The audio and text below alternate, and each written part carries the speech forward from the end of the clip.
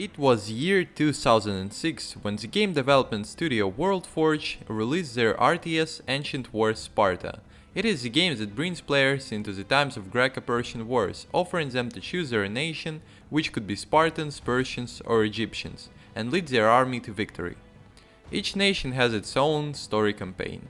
Besides the story mode, game offers a quick battles mode either against AI or real players through the internet. In the year 2007, an expansion called Ancient Wars Sparta Fate of Hellas was released, adding to the game 2 new story campaigns and the nation of Macedonians. Sparta is like many other games brings to its fans the feeling of nostalgia, which makes them want to play it even in 2023. But since the WorldForge studio was closed a long time ago and so did the GameSpy servers, which provided the game its multiplayer mode, the players are stuck with what it is, which means that there is no official way to play the game anymore. Even if players manage to find a way to launch a game, they're going to face some problems eventually. Sparta is just technically outdated. Given the year of release, it's no surprise. Not to mention the multiplayer mode, which requires the installation of additional software that players may not even be aware of. So it would be fair to say that the game needed some sort of remastered version, which would include the availability of the game on marketplaces, as Steam, official servers for multiplayer mode, and the ability to play a game on the modern computers with modern screen resolutions, without facing any critical issues such as crashes and other bugs. And on the 28th of January in 2022 it finally happened. Ancient Wars Sparta Definitive Edition was released on Steam. Though without a doubt it made the game's fanbase certainly happier than ever, the Definitive Edition still had some major problems, leaving a good number of fans with a bittersweet feeling after a few hours of gameplay, which could be seen on the actual reviews of the game on Steam, and could also be confirmed by our own experience, being the long-term fans of the original game. This video is addressed to the developers of the Definitive Edition, Hodasoft, or Yodasoft, sorry if I pronounced it wrong. Here we will try to analyze this re-release in order to highlight the positive and negative aspects, as well as offer further options for the development of the Definitive Edition. The fact that the game is currently in early access is taken into account too, and gives us hope to see the positive changes in the future. Okay, so let's start with positive changes that Definitive Edition brought. As we said, the original game had 3 main issues. First of all, the inability to officially purchase the game, which was totally solved with the release of the Definitive Edition. Moreover, it is a fact that the current developer truly cares about the game's future, updates it frequently, and reads the reviews on Steam, which is really great.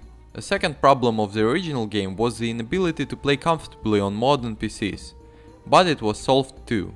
The game runs successfully on modern computers with modern screen resolutions, and during the entire time of our gameplay, there was not a single crash. And to our surprise, we've been able to launch the game even on Linux, via Steam Proton technology. Also, the saving process became a little bit faster, which is nice.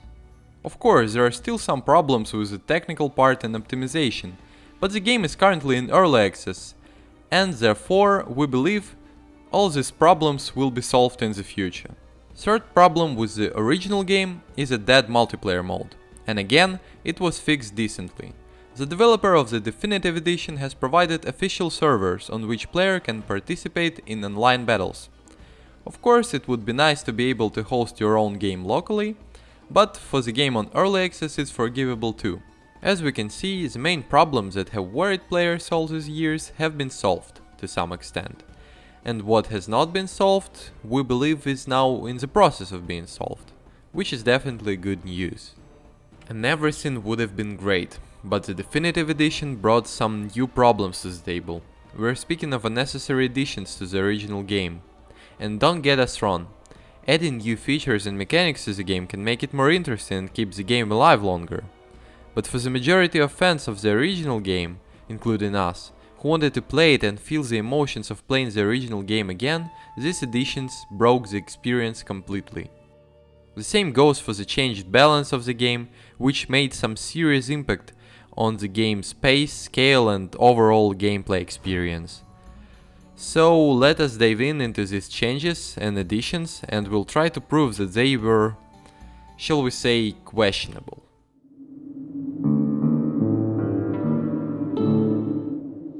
Let's start with the user interface. UI from the original game does not fit well to the high-resolution screens, and frankly it looks a bit outdated. Developers from Yodasoft fixed this problem to some extent. Interface from the Definitive Edition looks fine on modern resolutions and takes less space on a screen, which makes it more modern looking too. However, some elements of the original game's UI were changed dramatically. Whether it has become worse or better is a matter of taste actually, but we are most interested in the reason for making these redesigns in the first place. The old interface was not bad, it was familiar to players and only required its adaptation to modern screen resolutions, as we said before. So we would like to know the reason behind these changes. And let us show on the examples what do we mean actually. As soon as players launch the game, they will see drastic changes immediately from the starting menu and the options screen, which was all made supposedly from scratch specifically for Definitive Edition. Quick battle settings became a bit inconvenient with these changes. In the original game we had a classic quick battle settings menu as in other well-known RTS games. On the screen comparison we can clearly see that the map selector menu now takes up too much space on the screen, and instead of one unified menu we now have 3 separated screens with different functionality. Loading screen was changed too.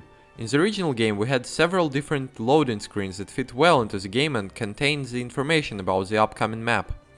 There is only one loading screen in the Definitive Edition, which looks a bit strange visually and does not really fit into the theme of the original game. In the game itself, UI also received a number of strange changes. For some reason the minimap was redesigned and all the icons were replaced. The cursor and partially icons were replaced with ones from the 2009 game Alexander the Great, developed by the same studio as Ancient Wars Sparta. The icons themselves are not bad, they're just somewhat unusual for players who played the original game, so the meaning of this change is unclear. And also would like to mention that changing the cursor created some problems, because its animations are visually not as noticeable as the cursor animations from the original game. So it may create some confusion during gameplay. Unit icons have also been changed. This is a rather strange decision because previously by looking at the unit icon, player could visually determine what type the unit belongs to and what weapons it has. Now it is not possible to get such information from an icon, which is why you have to point at the icon and find out about the unit's type and weapons through the pop-up text block, which is a bit inconvenient. In addition, some icons were not changed, which means that there is no standard now. Some units have old icons, some have new ones. There is a strange situation with helots in general, which have different icons for no particular reason. Also, the old icons are no longer painted in the player's color, they remain neutral and colored white, which is confusing too. Constructors of units spawned by different buildings look different, which is rather a lookover by the developers than the intended feature in our opinion.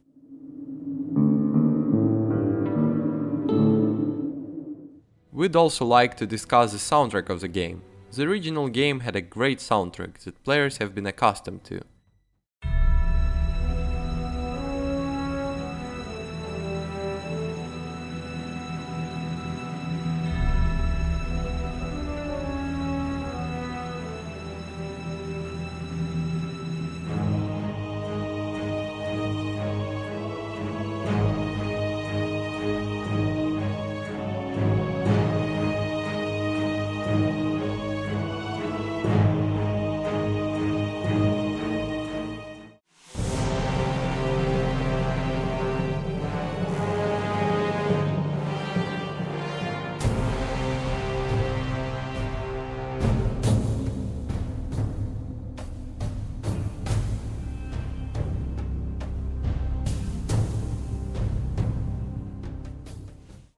The new soundtrack is great too, but the problem is not its quality, the problem is the lack of clarity about the reason for its change.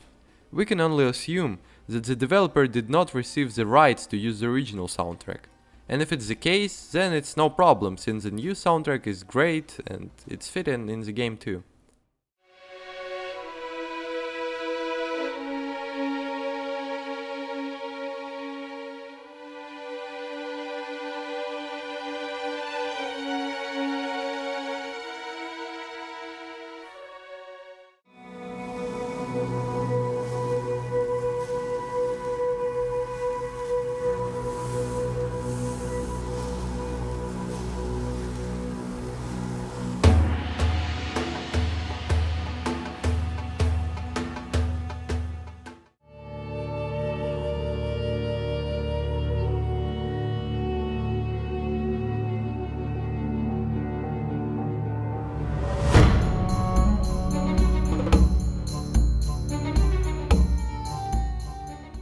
So, to sum up this block of our video, we'd also like to ask the developer of Definitive Edition about the reasons behind all of these changes listed above, made to UI and soundtrack.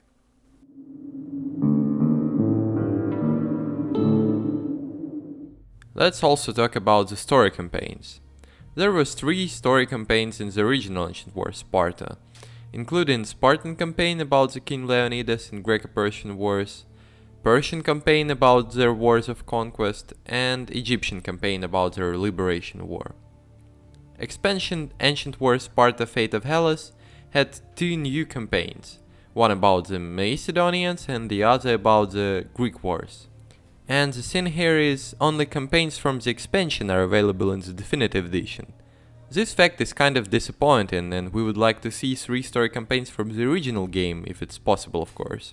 Also, Definitive Edition lacks the tutorials that was present in the original Ancient Wars Sparta.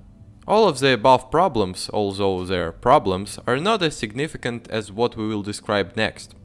After all, if we only had problems described previously, Definitive Edition would have been just slightly different original Ancient Wars Sparta, with some visual and cosmetic changes, which is okay. But the changes to gameplay we're going to discuss next have made the game very different, which fundamentally changes the experience of playing it.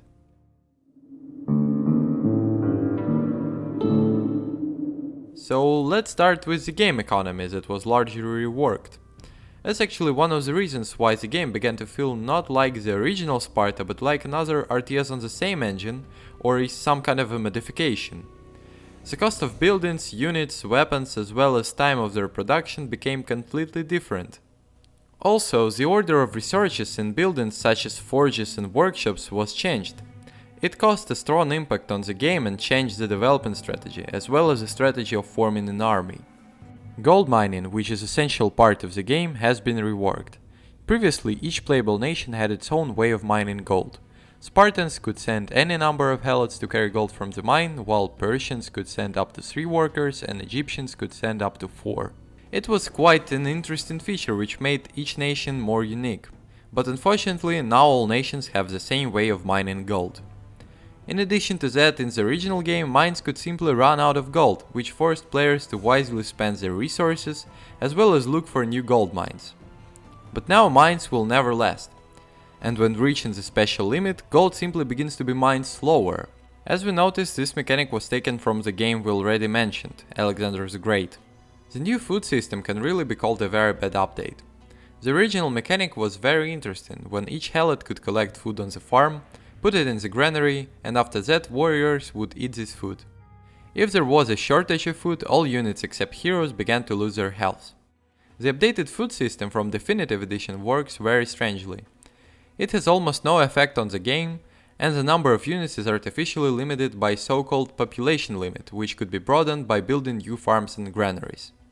Besides the failure of this decision, the question remains the same. Why was it necessary to change the system from the original Sparta, which worked just fine? The new food system with limits of population was also partially taken from the game Alexander the Great. It is also worth noticing that there is now no need to send workers to some buildings. Previously it was necessary to send workers to mines, farms, forges and workshops. Now, for some reason, the developer decided that there is no need to send workers to mines and farms, but they still have to be sent to forges and workshops. It would be better if everything remained as it was.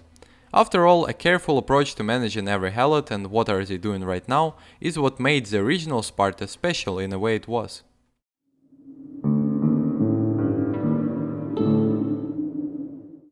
Let's also talk about the battle units. Now melee, ranged and siege units are created in the same building. Perhaps this was done in order to reduce number of buildings on player's base.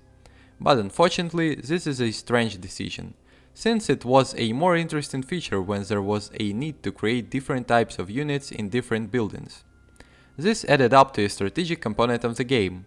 Player had to think about what type of units are needed in each particular battle. It is unclear why the whole feature of secondary weapons was removed from the game. Thereafter, the mechanic that automatically promoted units with 2 types of weaponry to a first level was removed too. The rider mechanic was unfortunately broken in the Definitive Edition. Now, players cannot create separate horses in stables. Horses are now produced only with rider units on it.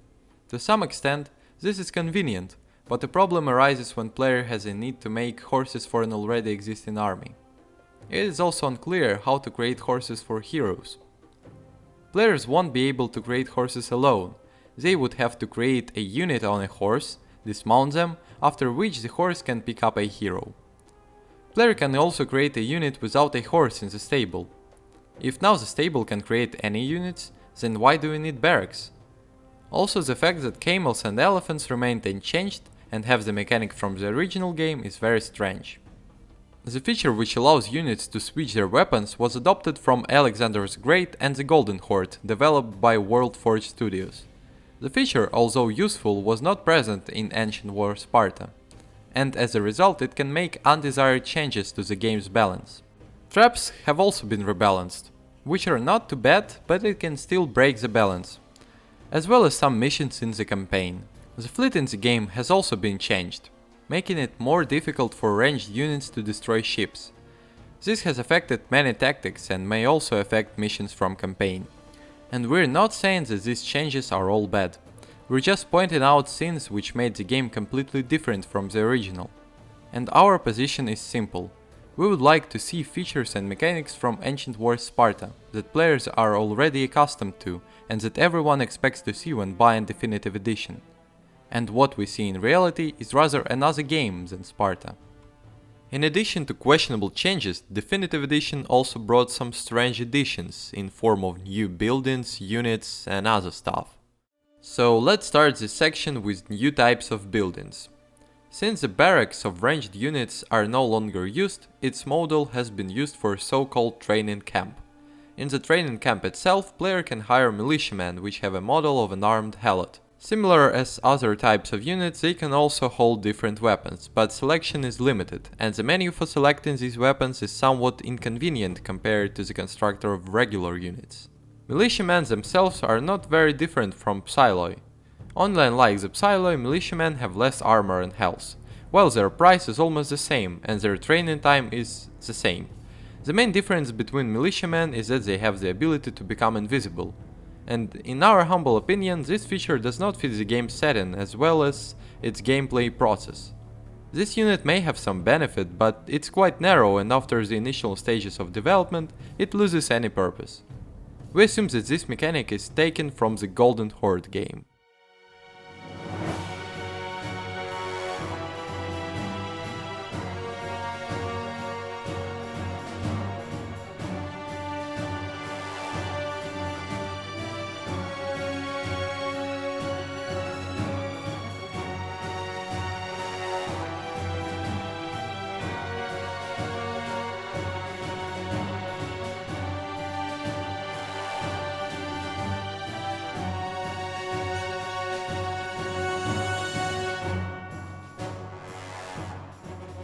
Also, in addition to training camps, a mercenary camp was added to the game, Spartan Garrison if we talk in terms of Spartans.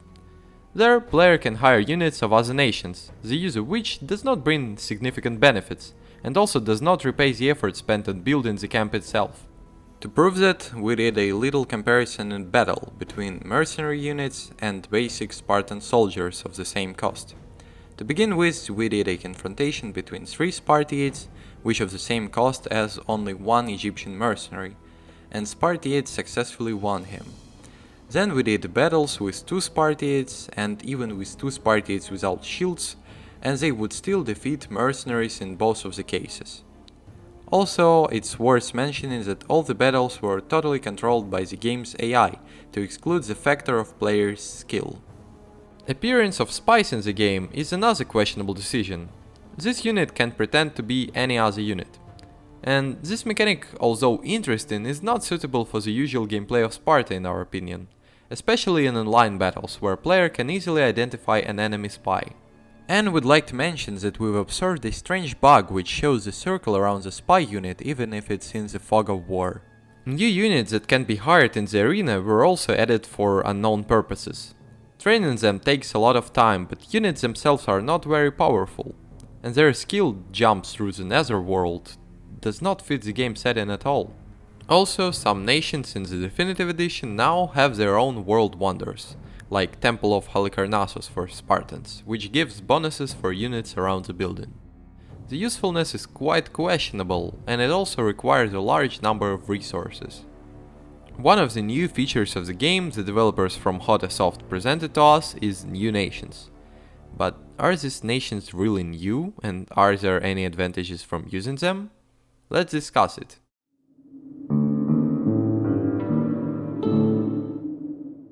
We'll start with the Macedonians. This nation was first introduced in the Fate of Hellas expansion's story campaign. In the Definitive Edition, it is now also available in quick battles. The nation itself, from the gameplay perspective, is not very interesting because it is almost identical to Spartans. Originally, the only purpose of Macedonians was to spice up the new story campaign in the expansion. There was no need to add them as a playable nation in quick battles. This nation just lacks uniqueness, and then it could probably break the quick battles balance in some unpredictable way. Let's move on to the Indians. It was a nation that could be found as enemies for a couple of missions in the story campaign of the original Sparta. Therefore, there are not very many Indian units, weapons and buildings. But the developers of the Definitive Edition decided to try to make it into a whole separate playable nation. And because of there was not many content to start with, all we've got as a result is new buildings that were constructed by mixing two already existed Indian buildings and also recolored other nations' buildings. And for some reason Libyan warriors also became a part of the Indian nation. This kind of approach is more appropriate for the fan modification, in our opinion. Also, two whole nations of Roman Republic and the Roman Empire were added to Definitive Edition. It is not clear what relations they have to Greco-Persian wars as well as to the times of Alexander the Great. These two new nations do not fit into the concept of the game and are just a mix of Spartan and Macedonian units. Again, these new Roman nations do not bring any radically new gameplay features to the game.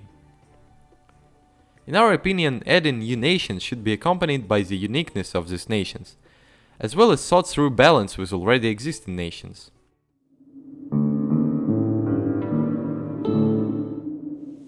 As far as we understood, current copyright holders and developers of the Ancient Wars franchise were previously a modification developer for the original Sparta, who also developed a modification with Roman nations. Mods are a wonderful part of the gaming community, as they could add a variety and new features to games. But original games and modifications should be perceived as separate. Integrating a large number of mods into the game does not always beneficial. Sometimes more variety in a game is just not needed, and developers should understand their limits. We believe that the main desire of players, which we also are, is the desire to see the game that they played and loved at the time and still love to this day. Therefore, the game should remain in the most original form, and any changes must be made very carefully. After all, looking at everything that was changed and added to the Definitive Edition, we cannot say that this brought benefit to the game. At first, it looks like developers really added a lot of useful content to the game, but in fact, after playing the game for a while, it gets more and more clear that this content alienated the players from the game they were used to play. Perhaps we are wrong about these innovations, but we still think that their presence in the game is not the best idea. Nevertheless, we were very happy to see the creative enthusiasm of the developers and their desire to expand and maintain the game further. It seems to us that the best solution would be to create two copies of the game. One would be the original game, which all players are accustomed to, but with slight technical updates, and the second would be what Definitive Edition appears to be now, with all the innovations it has. This way players can choose between these two versions of the game, and we think it would make everyone happy. After scrolling through the reviews on Steam, we noticed that we are not the only ones who have this opinion. Indeed, after seeing the game in the store, seeing the Definitive Edition in the title, many expected to see the original Ancient Wars Sparta or perhaps Fate of Hellas expansion, which they could play like in good old days. But in fact, many players received content they did not expect to see. Therefore, we asked developers to take into account the opinions of the players and make a compromise where the innovations and the original game would exist separately. We hope that our opinion will be heard, and as a result we will find a solution that will suit everyone. We will be happy to conduct a dialogue with the developers and also, if necessary, provide assistance with further development of Definitive Edition.